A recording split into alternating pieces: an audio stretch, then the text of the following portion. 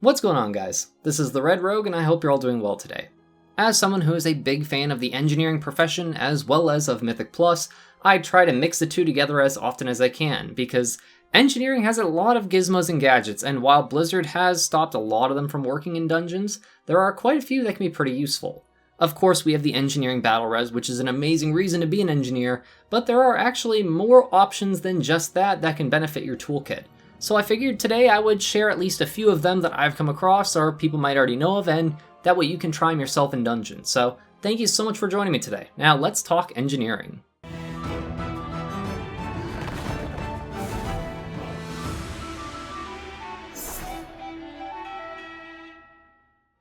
A huge benefit of engineering is getting access to some unique forms of crowd control. Speaking in regards to rogues at least, we already have a pretty impressive list of single target crowd control. However, there are a few things that rogues and really all classes can gain from engineering.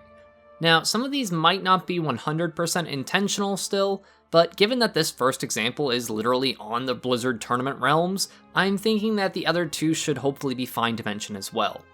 First up is the Cardboard Assassin. This is a tinkering belt enchant from the Cataclysm expansion, and basically it allows you to spawn a target dummy that will instantly aggro enemies around it.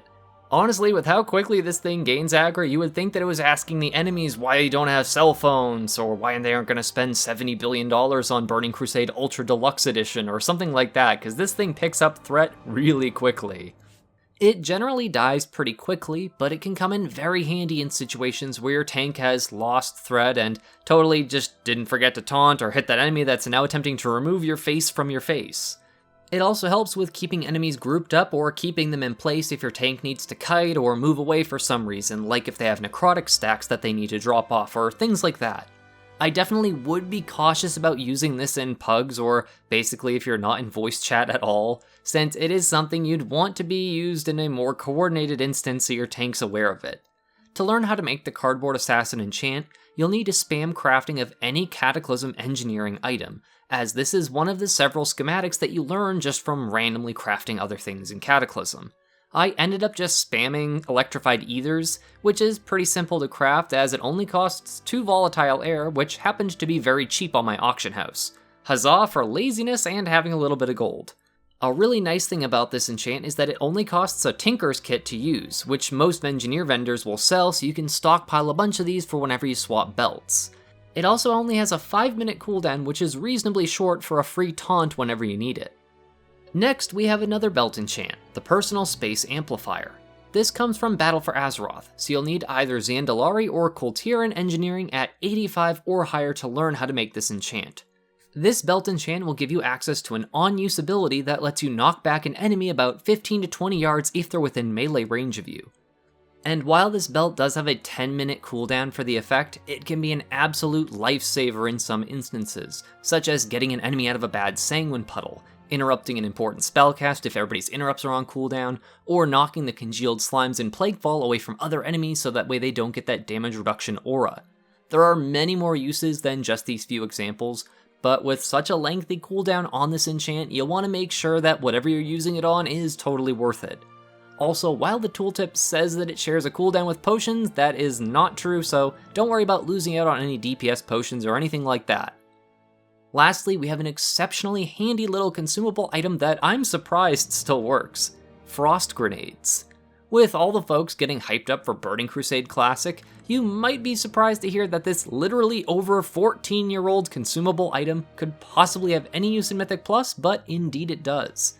This is able to be used by any engineer with at least level 25 Outland Engineering, but does require 35 Outland Engineering if you want to craft them yourself. This little guy has a mere 1-minute cooldown, and what's even better is that the cooldown starts the moment you throw this frigid fragmentation device.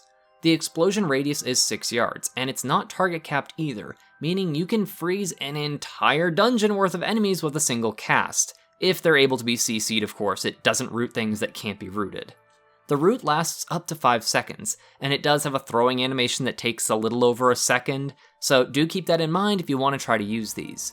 Damage can break the freezing root early, but even only getting a couple seconds out of stopping enemies in their tracks can be life or death in some situations. These grenades also have a number of other useful perks as well. they do a very, very small amount of damage, which means that they can be used to knock enemies out of stealth, such as the Stealth Claw Cats in Spires of Ascension, the Spriggans in Ardenweald, or the Assassin Spiders during the Domina Venomblade encounter in Plaguefall. While the materials to craft these are a bit pricey since they're all Burning Crusade old stuff, the grenades often sell for more than the materials, meaning you can actually turn a tiny profit if people actually realize how useful these little guys can be and buy them off the auction house. Unfortunately, they don't seem to be flying off the shelves like hotcakes, at least on my server, but I think that's mostly because no one has realized how invaluable these things can be on Spiteful Weeks, for instance, or just with certain ads that may be giving your tank any trouble. For instance, Globgrog, the first boss in Plaguefall, has all those little slimes that he spawns, and the Frost Grenade will work on them too, which is pretty awesome to get your tank a little extra time to move the boss away from them, or just to give your group time to switch over to them. I highly recommend keeping a few of these on hand, as you never know when an AoE route will come in handy. And there you have it, folks. Hopefully this gives you a few more reasons to be happy that you're still an engineer, despite Blizzard's best efforts at making the profession a lot less potent compared to how it used to be. Don't get me wrong, even if it was just for like Jeeves and auto hammers and the battle res and wormhole generators and stuff like that, I'd still be an engineer, but it is really nice to know we have a little bit of extra utility in our toolkit. So hopefully this information proves useful to you in your future dungeons, and I'm still poking around with other engineering items to see if there's anything else that can prove useful in dungeons, so don't be too surprised if you see any more engineering videos in the future. I hope you enjoyed the video either way, and if so, please consider leaving a comment or a like, as it's infinitely appreciated and helps a ton with the channel's growth, as it makes the YouTube algorithm's little goblins spread their magic all over so new people can find the channel. And if you happen to be a new person, then I'd like to welcome you to come check out the rest of the channel. I do new videos pretty often over the week, and I cover a lot of different WoW-related topics, so hopefully I have some other useful information in one of my many other videos.